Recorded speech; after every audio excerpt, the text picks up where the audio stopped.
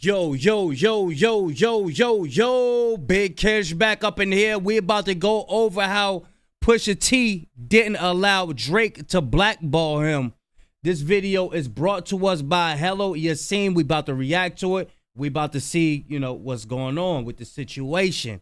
Because we all know Drake is throwing a hissy fit right now. He's trying to destroy hip-hop. And we can't let that happen, y'all. Before we get into that, y'all make sure y'all pick y'all up a copy of Street Dad, the Geek Dad, Avoiding the Manufactured Mindset, written by me, Big Kish. The link will be in the description for purchase. Also, we will be doing book signings. If you already have a book, I will be setting it up for you to send your book off if you're interested in that. But y'all know I'm like holding y'all. Without further ado, let's get it. What's poppin', y'all? Drake really got destroyed in a completely new way in this Pusha T interview that he did with GQ. And Pusha T did it in one of the classiest ways I've seen. Now, Pusha T reunited with his brother Malice, who were originally the Clipse. Pusha T came into the game as a duo with his brother Malice, and their first project was Lord Willin', and then they had a mixtape run after that. They've always had label issues, and they were never big sellers. They also came into the game with Pusha T. They're from Northern Virginia. And then after that, after a while, Malice decided to quit rapping. He got very religious. He was like, he renewed his faith, and he just quit music. And that's when Pusha T went solo, when he started to have his own solo career, started rolling around with Ye More, Good Music era, all of that. So it's been... Well, No Malice, he came back as No Malice, came back a while back, maybe 2016, 17. He discovered the meaning of his name. He didn't want that negativity, Malice. So then he changed his name to No Malice because he found out that he's from the tribe of Judah. If I recall correctly, maybe even 18. But now he's fully back with his brother, and they're coming back with an album, This is just historical. I'm so happy for this. I'm so excited for this. I'm not going to gas it up like, yo, it's returning the feeling. But for the people that grew up on really like Hell Hath No Fury, things like that, this is like wipes a tear from the side of your eye type of moment. Right. But Kendrick Lamar is a feature on this album. And if you guys were living under some sort of rock, the back and forth that Pusha T had with Def Jam. Or the back and forth that Pusha T had with Drake. Pusha T winning the beef overall and really getting a significant boost from it, dropping great albums after, man. Honestly, I believe that album should have won the Grammy, either that or Astroworld, but they didn't because Cardi B robbed them. But then he was signed to Def Jam, so he was Good Music, but he was individually signed to Def Jam. And when he was trying to drop this album, Def Jam wasn't really letting it rock. And this was last summer that they were trying to drop the album. And then they said that the label loved the album, but when Kendrick Lamar dropped his verse on Chains and Whips, the final version of the song that was teased at the LV Runway show by Pharrell, and unfortunately, they didn't really mess with that. So what happened was there was a... Man, I need to hear that verse. I'm telling you. I think that was kicking something that was going to wake the people up. I'm talking about some real... I just need to hear that verse. I got to hear it. Lawsuit that was going on from UMG and Drake. So Drake is suing UMG. This is still ongoing. Def Jam is under Universal. And they're saying, like this article, this interviewer, and Pusha T, they're saying that Kendrick's verse really couldn't be perceived as a shot or even subliminal to Drake, yet they wanted it censored in the beginning. So Pusha T says, they wanted me to ask Kendrick to censor his verse, which of course I was never doing. And then they wanted me to take the record off. And so after a month of not doing it, Steve Gawley, the lawyer over there, was like, we'll just drop the clips. But that can't work because I'm still there, solo. But if you let us all go... And then Def Jam agreed to release the clips and drop Pusha T. And now Pusha T was a solo artist, and they could look for another label that was willing to distribute this album. Word on the YouTube street is that he had to pay 7 figures. His manager came out and said he had to pay 7 figures to get out the deal. album. And they said they had a lot of music as well. He says it felt good to even see how other labels were buying for the project. And they ended up with none other than Roc Nation. Now, why did this happen at Def Jam? Well, I'm pretty sure that they want to avoid anything that could be used as material for Drake's lawsuit. Keep in mind, like, Drake is naming people like I'm Dante and Zeus in his lawsuit.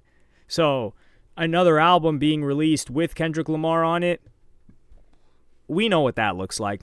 But earlier this year, it was announced that there would be a roll-up of a bunch of different East Coast labels that would be under one umbrella now that was still under UMG. So there are multiple, like, for example, Republic Records, this is where Drake is on, Mercury Records, Island Records, and Def Jam Records. It used to be Island Def Jam, and then they separated a while back. And then now it's these four, also Casablanca Records and Imperial Music. So they rolled up all of these labels into something that would be called Republic Corps. And it says in this article by Music Business Worldwide, it said, according to an official announcement, as part of this new collective, each individual label maintains and operates with full independence and creative autonomy. So you would think that, well, creative autonomy and full independence, they should be allowed to put that song out if they wanted to. It doesn't harm anybody else. Well, I'm telling y'all, if y'all been keeping up with Jalopy, he's been breaking it down how, you know, they must keep censoring black messiahs. I remember J. Edgar Hoover said the greatest threat to American society is black unity. When you got these brothers on these albums talking that talk that's going to get you to wake up, it's going to spark the brain, the mind. Shout out to Tupac. Spark the idea, you know, it's going to be a domino effect. And everybody they see the statistics off of Not Like Us. They see the statistics off of I Deserve It All. You don't think they see the TikToks? Everybody doing these affirmations throughout their day, and they want to change and stuff like that. When people are changing, that's a threat to the economy, because they're no longer indulging in the things that's keeping other people rich. This goes deep, y'all. Is deeper than, you know, it's really deeper than hip hop. It's just that, you know, hip hop, you know, we express ourselves, you know, the art of expression. But it goes deep. They trying to censor everywhere. You know, I know it's a couple in the Olympics, you know, certain Olympics, you can't wear your hair like that. You go to certain jobs, no, you can't wear your hair like that. You can't wear your hair. We are a threat to them. They don't like that. Y'all see they made what's the name? Spice Girl, the Ice Spice Girl. She used to wear the fro, and what happened when she wore that fro? All the sisters start wearing their fro. Now I said, nah, we got to get some Dominican hair up in her head. We got to get on. We got to get some. We got to get a wig up on her. Nope. They starting to. No, they don't want to buy our weave no more. They starting to wear their natural hair. I'm telling you, once y'all got to see what's going on, man. This is wild. It's not that it does. Even if it did harm anybody else, who cares? However, I'm guessing creative autonomy is different from the bottom line, because harming another artist's image, even though they are saying that that's not the case with this song with Pusha T and Kendrick Lamar. But there is something to Republic Corps, which Cash Money had to deal with, and their biggest artists are Taylor Swift. Republic is like a gigantic, it's a behemoth under UMG. You've got The Weeknd on there. You've got Taylor Swift on there. You've got Ariana Grande on there. And you've got Drake on there. I think you got Nicki Minaj on there as well. So with that, I don't think it's crazy to assume that from the top down, they were like, yo, this this doesn't look that great. And I don't know if Republic Corpse happened after Pusha T was let go. I'm guessing that they were still in the midst of negotiating this happening, and it was being talked about, so they just said, like, yo, we might as well just get rid of these guys while we're still... That probably was a good thing for them. They probably got out at the right time. While they trying to figure out their business and all of that and group all these, however it went. I believe that was a good thing for them. Still negotiating this roll-up and not have to deal with this, like the lawyer said. However, it is fishy that from every other record label, they end up at Roc Nation. Now, what type of cachet does Roc Nation have as a record label for distributing or bringing up artists in the past 10 years? Who do we know that's been on Roc Nation? Vic Mensa? Like, what's Vic Mensa? Ever since we haven't seen Vic Mensa go. Clipse got a better relationship with Jay-Z, I think, because of Pharrell. Now we know Pharrell and Jay-Z go back. So let's exchange clothes and go. Hey, Jay-Z appreciate those beats that Pharrell gave him. So Pharrell like, yo, take care of my boys, man. You know what I'm saying? I think they're going to get taken care of good over there. I believe so. Because they've been in the game for a minute. And I think Jay understands. You know what I'm saying? We speaking about the hip-hop, Jay. We ain't speaking about the higher-ups and the evil. Nah, we taking our tinfoil hats off right now. We just talking about surface level hip-hop right now. You know what I'm saying? But, yeah, I think they're going to take great care of the Clipse over there. Believe they're going to have freedom to express themselves as well. Because I believe Jay is about the freedom of expression. Y'all remember when he was doing his title joint, you know what I'm saying, on stage? He was like, you know I ain't your slave, right? You know what I'm saying? Like, yo, he understand. He know how to move in a room full of vultures.